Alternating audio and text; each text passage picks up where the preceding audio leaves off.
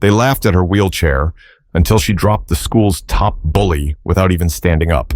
The first time Zariah Coleman rolled through the double doors of Pine Brook Middle School in Madison, Wisconsin, nobody said a word, but everybody stared. It wasn't loud, not at first. Just that weird kind of silence that hangs when people don't know what to say, so they say it with their eyes. That's what Zariah had grown used to. People's faces telling on them, the double take, the "is she okay" glance, the confused pity. Her mom had tightened the straps on her backpack that morning and said, "Baby girl, just go be you. Don't let him make you small." Zariah nodded, not because she agreed, but because she was tired of pretending to argue. She had cerebral palsy, and her wheelchair was an extension of her body, the way glasses were to someone else's eyes. She hated when people acted like she needed saving. She didn't.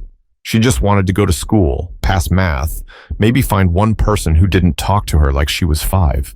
But today, she could already feel it. This place was going to be just like the last 2, maybe worse. The secretary, a tall redhead with tired eyes, directed her to her homeroom, room 208. Zariah rolled in halfway through the morning announcements. The teacher, Mr. Blevins, paused and smiled too wide. "Class, we've got a new student today. Say hi to Zariah Coleman." It was the kind of awkward hi that makes your skin itch. She nodded toward the class, trying to smile a little, then wheeled herself to the desk already pushed to the corner. Of course, separate. She looked around and saw that none of the other desks had been moved, just hers. That's when she saw them. The crew that would later become the reason she dreaded third period. Kylie Baines, all pink and smug, twisted a strand of blonde hair between 2 fingers. Braden Clements, varsity jacket and dumb laugh, leaned in to whisper something to Connor Reese, the one with the narrow eyes and fake sympathy face. The 3 of them watched her like she was an episode of a show they didn't like, but couldn't stop watching. Zariah kept her face blank. That was her trick. No expression, no reaction, no satisfaction for them. The day dragged. She got stuck trying to open her locker until a kid named Omar helped her out. He didn't say much, but he smiled with his eyes and didn't flinch when she bumped into him accidentally. That made her feel normal. Almost. But by 7th period, she already knew this place wasn't built for her. The water fountains were too high. The bathroom stall doors opened the wrong way. And every teacher had that tone when talking to her. Slow, careful, like she was delicate glass. She was exhausted by the time she got to the front steps after the final bell. Her mom's SUV wasn't there yet. She sat waiting, scrolling through nothing on her phone, when she heard Braden's voice. "Yo, you see her arms? Like little noodles." He wasn't even trying to whisper. Kylie laughed like it was the funniest thing she'd heard in weeks. Connor added, "Maybe she's solar-powered. Gotta charge up in the sun." Zariah stared straight ahead, pretended they weren't there, but her ears burned and her jaw clenched tight. What they didn't know, what she didn't even fully remember, was that once upon a time her grandfather used to train her hands. Movements, breathing, awareness. She thought it was just playing, but deep inside, it was something else. Still, in that moment, she didn't think about that. She just waited for her mom, quiet, still, but that was only day 1. Things were about to get worse before they got any different. By Friday, Zariah had already memorized the school layout, not by choice, just survival. She knew which hallways had ramps instead of stairs, which doors stuck, and which bathrooms to avoid because the soap dispensers were out or the mirrors were covered in phone numbers and Sharpie insults. But what she hadn't mapped yet was the people. The way they moved, the way they grouped up like packs. Every school had its tribes, but here, in the far edges of suburban Madison, those groups felt tighter, colder. Like anyone outside the circle got iced out on purpose. She kept to herself. Head down, roll fast, stay quiet. Still didn't work. It was third period when it happened again. She was unlocking her locker, combination 32-18-7, a number she muttered under her breath like a prayer, when Kylie bumped into her on purpose. "Oops," Kylie said with a fake gasp. "Didn't see you there." Zariah didn't flinch, didn't respond. She'd learned long ago that silence was the only defense that didn't give bullies ammo. Kylie leaned down, real close, whispering like they were best friends. "You know, you'd probably be cute if your mouth didn't twitch like that when you talk." Zariah blinked at her, then turned away and kept opening her locker. Braden laughed from a few feet away, fake sympathy dripping from his voice. Yo, that's messed up. Don't make her cry, Kylie. Connor followed up, loud enough for kids across the hall to hear. She don't cry. She's like one of those dolls that just blinks. Zariah grabbed her English textbook, slammed the locker shut, and wheeled off before they could finish whatever joke was coming next. Her heart was pounding. Not from fear. She was used to that part. It was something else. A burn, something in her chest she hadn't felt in a while. That afternoon, she tried to talk to her mom about it on the drive home. Her mom was sipping iced coffee, focused on traffic. They're just being kids, Zariah, she said, glancing at her in the rearview mirror.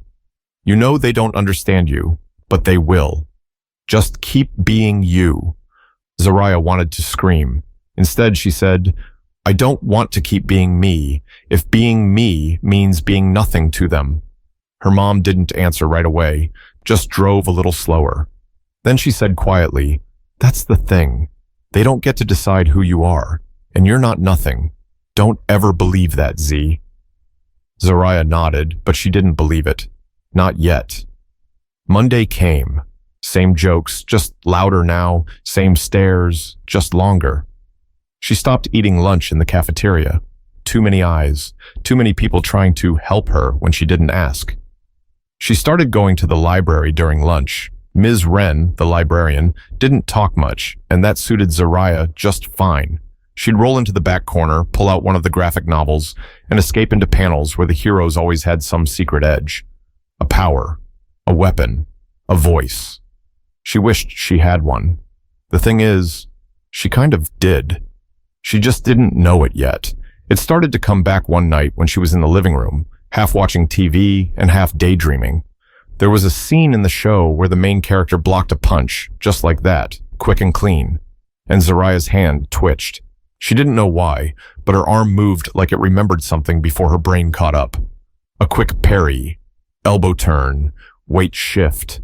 She looked down at her arm like it had betrayed her. She hadn't thought about Grandpa Jalen in months. He'd passed last year, heart complications. But before that, before things got bad, he used to play with her. That's what she always called it, play. She sat on the floor in the garage and he'd say, Okay, Z, eyes on me. Breathe. Now if my hand goes here, yours goes here. He made it fun, like a game. Never called it martial arts, never said it was training. But now, sitting on the couch with her fingers curling just like his used to, she started to wonder. Could it be? But she wouldn't really understand what he left her until the moment came, and someone made the mistake of pushing her too far. The cafeteria at Pine Brook smelled like ketchup, old milk, and microwave regret. Zariah hadn't eaten there in nearly a week, but today she forgot her library pass in her locker, and Ms. Wren had already closed the door before she could roll up. That meant she had to face it, the jungle. She scanned the room. Tables were filled by type. Athletes, drama kids, band kids, the awkward, quiet bunch, and the TikTok crowd with ring lights built into their phone cases. Not a single open seat that didn't feel like it came with strings. She found a corner near the vending machines, a small circular table with no one around. Good enough. She quietly unpacked her peanut butter sandwich, set her juice box beside it, and pulled out her headphones. Maybe if she looked occupied, they'd leave her alone. That worked for about 5 minutes. Then she heard the tray slam onto her table. Hey, Kylie's voice had that syrupy tone. Didn't know you were still attending classes with the rest of us. Zariah didn't answer. Kylie pulled out a chair, sat down uninvited, and stared at her sandwich like it offended her. Is it true you live in some kind of, special group home? She asked loudly, glancing around to make sure people were watching. No, Zariah replied flatly. Kylie leaned in, pretending to whisper. Because I heard your grandpa used to be some kung fu janitor or something. That true? Zariah looked at her, this time really looked. He was a martial artist, a real one. Braden and Connor appeared behind her like a bad joke in 3 parts. Braden dropped a milk carton right next to Zariah's juice box. So what, you gonna kung fu kick me from that chair? The table nearby laughed. Zariah didn't. She didn't cry either. That's what bothered them most. You know, Connor added, maybe if she could walk, she'd actually fight back. But I guess being a wallflower's easier when you're bolted to wheels. That stung. Not because it was true, it wasn't, but because it was calculated. Like he knew that was the exact thing to say that might break her. Zariah's hand clenched under the table. She could feel her fingers tightening the way Grandpa Jalen had taught her. Curl inward, center your body, stay calm. But she stayed still. Kylie reached across the table, flicked the edge of Zariah's sandwich off its wrapper. Oops, she said again, all mock innocence. Zariah wheeled back slowly, picked up her food, and dropped it in the trash. She didn't give them the show they wanted. She never did. But something had changed inside her. Something was boiling that no sandwich, no fake smile, no shrug could cool off anymore. That night, she didn't go straight to her room when she got home. She went into the garage. The light was dim, but she could still see the old punching bag hanging in the corner. Dusty, unused. Still had the initials JC scrawled on the bottom in faded marker. Jalen Coleman. Her grandfather's ghost lived in that space, in the air, in the way she remembered his voice.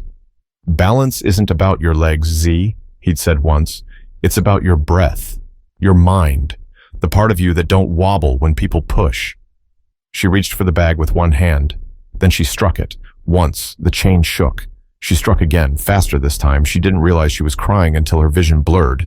But it wasn't sadness. It was something else. Rage. Remembered confidence. The body remembering what the brain had been forced to forget. And suddenly, she wasn't just Zariah in a chair anymore. She was Zariah, granddaughter of Jalen Coyote Coleman, Midwest Regional hand-to-hand champ 3 years in a row. She didn't just have a past. She had training, discipline, a weapon no one could see. But power means nothing until the moment it's tested. And hers was coming faster than she thought. The gym smelled like old rubber and sweat, a smell Zariah actually didn't mind. It reminded her of when she was little, spinning circles in her chair while Grandpa Jalen shadowboxed in the driveway. The man never raised his voice, but when he moved, the air changed. He was poetry without a pen. Zariah was only in the gym because Coach Hadley made everyone rotate through recreational free play, which was code for, we don't have enough equipment, so make it work. She kept to herself, like always, parked near the bleachers, watching the others shoot hoops, fake fight over dodgeballs, scroll TikTok. She felt eyes on her. She always did. Braden and Connor were near the water fountain, whispering. Kylie wasn't far, sitting on the bench with her phone out, definitely recording something or someone. Zariah looked down at her hands, still, calm. Coach Hadley called for a quick stretch break. Students sat along the floor, some half listening. Then it happened. Braden, loud as ever, walked straight towards Zariah with Connor right behind him. His voice carried. Hey, yo Z, you ever try shooting a basketball? Or is that off limits too? Zariah didn't answer. He grinned, stepped in closer. Come on, you want to play, right? Don't you want to be part of the class? Connor added. You just sit there all day like a traffic cone with Wi-Fi. A few people laughed, not everyone. Some looked uncomfortable, some looked away, but no one stopped it. Coach Hadley was distracted tying a net near the back wall. Braden leaned in closer, too close. Hey, watch this, he said to Connor. Then without warning, he reached for the side of her chair. Let's see if she's got any airbags. He grabbed the handle and started to tip her back. That's when it happened. Time slowed, just a little. Zariah didn't plan it, didn't think. Her body reacted before her mind could catch up. Her right hand shot up, grabbing Braden's wrist with surprising force. Her left wheel locked. She shifted her weight, pivoting the chair with a sharp angle, throwing Braden's balance off.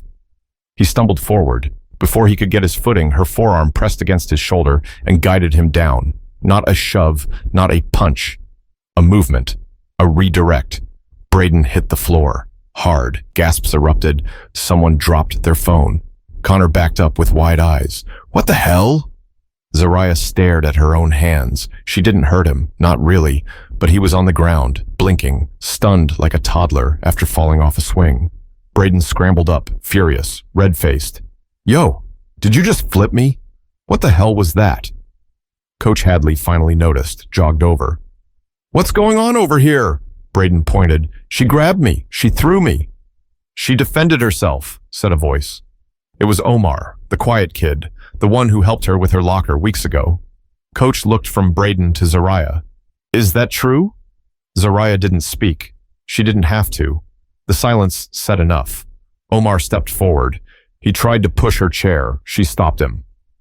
More kids began murmuring, nodding. The tide turned in real time. Kylie stopped recording. Coach Hadley, to his credit, didn't play neutral. Braden, principal's office. Now. What? I didn't even touch her. Coach raised a brow. Want me to play the gym footage? Braden stomped off, Connor trailing behind him like a deflated balloon. Zariah stayed still. Her hands were still warm. Her chest heaved. Not from panic, from control. For the first time, maybe ever, she'd taken the hit before it landed. Omar looked at her. Where'd you learn that? She gave the smallest smile. My grandpa used to say, move like water, don't get rocked by it.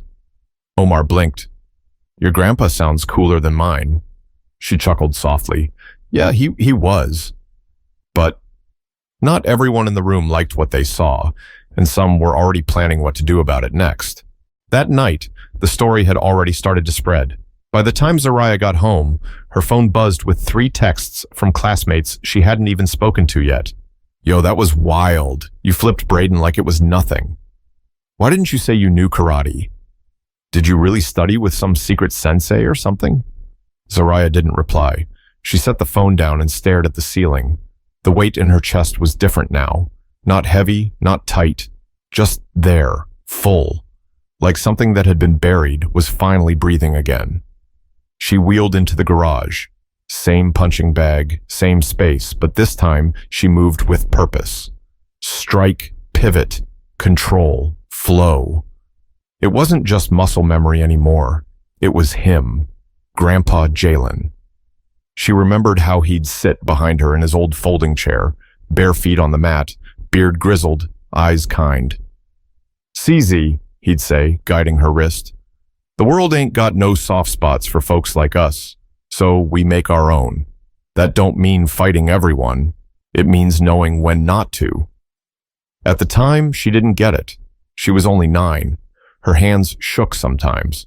Her legs wouldn't do what she wanted. But he never pitied her, never slowed down. Instead, he'd lay out padded gloves, say, "You ready?" And she'd laugh and nod, not even knowing why she loved it so much. Now she knew. He'd seen something in her that she couldn't see in herself. Yet. She kept training all week after school, not because she wanted revenge, not because she had something to prove, because it made her feel whole. At school, though, things shifted in weird ways. Some kids were curious. Others were suddenly scared of her, like she'd been bitten by a radioactive spider and might go full superhero on them next. Kylie kept her distance, but whispered louder when Zariah passed. I heard her grandpa taught prisoners, like, in prison. Makes sense, right? Zariah didn't respond, didn't need to. Even the teachers looked at her differently. One asked if she needed emotional counseling support after the incident. She just blinked at her and said, no, but maybe Braden does. Then there was Omar. He sat next to her in the library now, sometimes just quietly sketching in his notebook while she read. You ever think about teaching someone that stuff? He asked one day. Zariah tilted her head. Teaching? He nodded. I mean, you don't gotta stand up to teach someone how to defend themselves. She thought about it. She liked the idea, sort of, but it still felt weird, like it wasn't hers yet, like she was borrowing someone else's story. But then, that Saturday, her mom knocked on her door holding something wrapped in an old pillowcase. Your grandfather left this for you, she said softly. Told me not to give it to you until the time was right. Zariah unwrapped it slowly. Inside was a folded G, black, soft, worn in. The collar stitched with the initials JC and the word stillness sewn along the bottom edge. Her throat caught. There was also a letter. His handwriting was shaky but firm. Zariah, you are not broken. You are not less. You are more. The world might not see it now, but you will. And when you do, teach someone else. That's how we stay alive. She read it twice, then held it to her chest. It was never about fighting, it was about knowing. And now she did. But knowing doesn't stop people from trying you, and one more test was waiting just around the corner. That night, the story had already started to spread. By the time Zariah got home, her phone buzzed with 3 texts from classmates she hadn't even spoken to yet. Yo, that was wild. You flipped Braden like it was nothing. Why didn't you say you knew karate? Did you really study with some secret sensei or something? Zariah didn't reply. She set the phone down and stared at the ceiling. The weight in her chest was different now. Not heavy, not tight. Just there, full. Like something that had been buried was finally breathing again. She wheeled into the garage. Same punching bag, same space, but this time she moved with purpose. Strike, pivot, control, flow. It wasn't just muscle memory anymore. It was him, Grandpa Jalen. She remembered how he'd sit behind her in his old folding chair, bare feet on the mat, beard grizzled, eyes kind. "CZ," he'd say, guiding her wrist. "The world ain't got no soft spots for folks like us, so we make our own. That don't mean fighting everyone. It means knowing when not to." At the time, she didn't get it. She was only 9. Her hands shook sometimes. Her legs wouldn't do what she wanted. But he never pitied her, never slowed down. Instead, he'd lay out padded gloves, say, "You ready?" And she'd laugh and nod, not even knowing why she loved it so much. Now she knew. He'd seen something in her that she couldn't see in herself. Yet. She kept training all week after school, not because she wanted revenge, not because she had something to prove, because it made her feel whole. At school, though, things shifted in weird ways. Some kids were curious. Others were suddenly scared of her, like she'd been bitten by a radioactive spider and might go full superhero on them next. Kylie kept her distance, but whispered louder when Zariah passed. "I heard her grandpa taught prisoners, like, in prison. Makes sense, right?" Zariah didn't respond, didn't need to. Even the teachers looked at her differently. One asked if she needed emotional counseling support after the incident. She just blinked at her and said, "No, but maybe Braden does." Then there was Omar. He sat next to her in the library now, sometimes just quietly sketching in his notebook while she read. "You ever think about teaching someone that stuff?" he asked one day. Zariah tilted her head. "Teaching?" He nodded. "I mean, you don't gotta stand up to teach someone how to defend themselves." She thought about it. She liked the idea, sort of, but it still felt weird, like it wasn't hers yet, like she was borrowing someone else's story.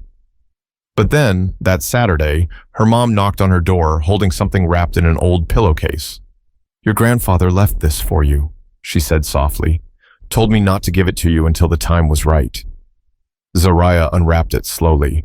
Inside was a folded G, black, soft, worn in. The collar stitched with the initials JC and the word stillness sewn along the bottom edge. Her throat caught. There was also a letter. His handwriting was shaky but firm. "Zariah, you are not broken. You are not less. You are more. The world might not see it now, but you will. And when you do, teach someone else. That's how we stay alive." She read it twice, then held it to her chest. It was never about fighting, it was about knowing. And now she did. But knowing doesn't stop people from trying you, and one more test was waiting just around the corner. 2 weeks after the gym incident, Pine Brook Middle felt quieter, not silent, just different. Zariah still had her chair, still had the same jerky gait in her hands, still had to wedge open the bathroom stall with her elbow, but what had shifted, finally, was the way people looked at her. Not pity, not curiosity, respect. It didn't come all at once. Respect never does. Some kids still whispered, still stared, but this punchline stopped. The jokes dried up. Even Kylie avoided eye contact now, pretending like none of it had ever happened, like she wasn't just weeks ago trying to turn Zariah into a TikTok punchline. The real shift came during Friday assembly. Principal Monroe stood on stage with her usual awkward smile and a stack of notes. "We'd like to highlight a few students for acts of courage, leadership, and integrity," she said, reading from a card. Zariah's name came first. Her heart stopped. "Zariah Coleman," the principal read, "for showing strength, self-control, and bravery under pressure. You've reminded us that true power doesn't always shout. Sometimes it moves quietly." The room clapped. Not just polite claps, real ones. From people who didn't even know her name a month ago. She didn't smile. Not big. but her chest swelled, and her mom, sitting in the back row, wiped a tear so fast you'd miss it if you blinked. Later that day, Omar caught up with her by the library. "So, Coach Hadley was asking if you'd be down to help lead a self-defense workshop next month," he said, "for kids who feel, I don't know, small." Zariah raised an eyebrow. "Me? Lead?" "Why not?" he said. "You're kind of famous now." She smirked. "Nah, I'm just finally being seen." That afternoon, she went home, pulled the GI from her closet, and held it in her lap. Still smelled like cedar and oil. Still felt like him. Like Zariah Coleman was standing right behind her, nodding. She slid it on over her hoodie, rolled out to the garage, faced the bag. Strike, control, flow. Then she did something she hadn't done before. She wheeled back, grabbed her phone, set it on a stand, and hit record. Not for likes, not for clout, but for the girl who might be out there right now, in a chair of her own, thinking her body was the problem. She looked straight at the camera. "My name is Zariah Coleman. I have cerebral palsy. I use a wheelchair. I was bullied, mocked, ignored, and I'm still here, stronger now, because someone believed in me.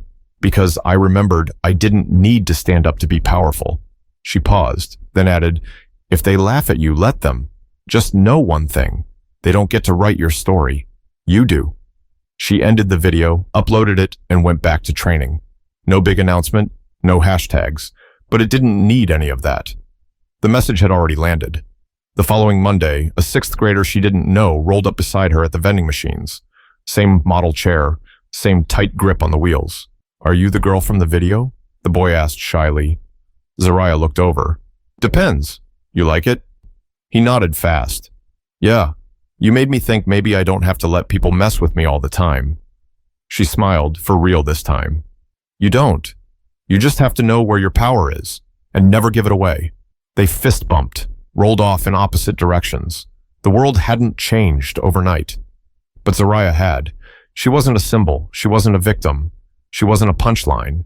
She was a fighter, a teacher, a girl with fire in her hands and calm in her chest. And the next time someone looked at her and saw weak, that was their mistake to make. If you're watching this and you've ever felt overlooked, underestimated, or judged for something you can't change, remember this. You are not less. You are not invisible. Your strength might look different, but it's real, and it's yours. Share this with someone who needs to hear it. Let's keep showing the world that power doesn't always look how people expect.